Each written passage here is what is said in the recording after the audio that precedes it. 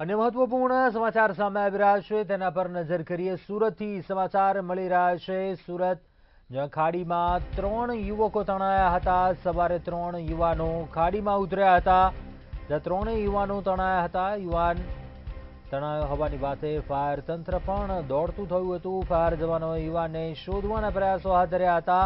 18 વર્ષીય અર્જુન નામનો યુવક જે હજુ લાપતા છે। ખાડીમાં 3 યુવક તણાયા, જેમાંથી 2ના રેસ્ક્યુ કરવામાં આવ્યા છે। 2 યુવકોને બચાવી લેવામાં આવ્યા છે। સવારે આ 3 યુવાનો ખાડીમાં ઉતર્યા હતા। યુવાન તણાયા હોવાની વાતે ફાયર તંત્ર જે દોડતું થયું હતું। ફાયર જવાનોએ યુવાનને શોધવાના પ્રયાસો હાથ ધર્યા હતા। જોકે જે વિગતો મળી રહી છે, 18 વર્ષીય અર્જુન નામનો યુવક હજુ પણ લાપતા છે, તેની શોધખોળ ચાલી રહી છે। સુરત જ્યાં ખાડીમાં 3 યુવાનો તણાયા, યુવાન તણાયા હોવાની વાતે ફાયર વિભાગ દોડતું થયું હતું।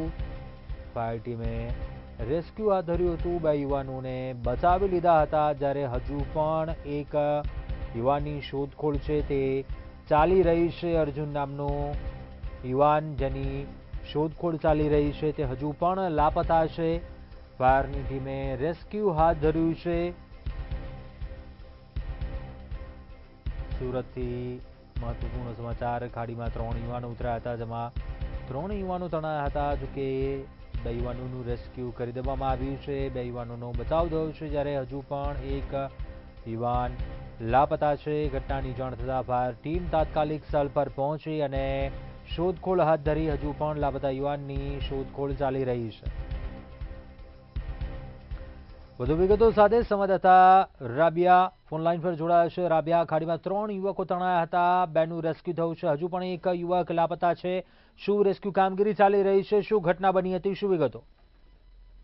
સુરત શહેરના પુરા કુંભારિયા પાસે જે ખાડી આવેલી છે, આ સાથે જ ખાડીની જે નિસ્તારવાળા જે વિસ્તારો હોય છે ત્યાં આવેલી હોય છે, જે ખાડીમાં તળવા માટે કે ત્યાં મસ્તી કરવા માટે યુવાનો કૂદી પડતા હોય છે। પરંતુ આજે જ્યારે વહેલી સવારે 3 જેટલા યુવાનો ત્યાં ખાડીની અંદર તરવા માટે ઉતર્યા હતા, જેમાંથી 3 યુવાન ફસાઈ ગયા હતા અને 3માંથી 2ને રેસ્ક્યુ કર્યા હતા અને 1 યુવાનની હજી સુધી શોધખોળ ચાલી રહી છે।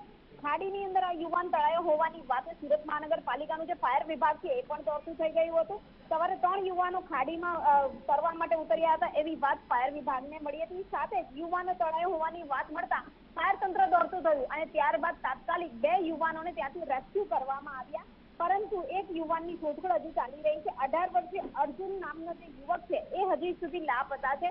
આ ઘટના બાદ તાત્કાલિક 2 યુવાનોનું રેસ્ક્યુ થયું, પરંતુ હજી આ જે યુવક છે એની શોધખોળ ફાયર વિભાગ દ્વારા જારી જ રાખવામાં આવી છે।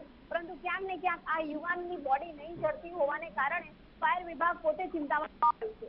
જી ચોક્કસથી આભાર જાણકારી આપવા બદલ।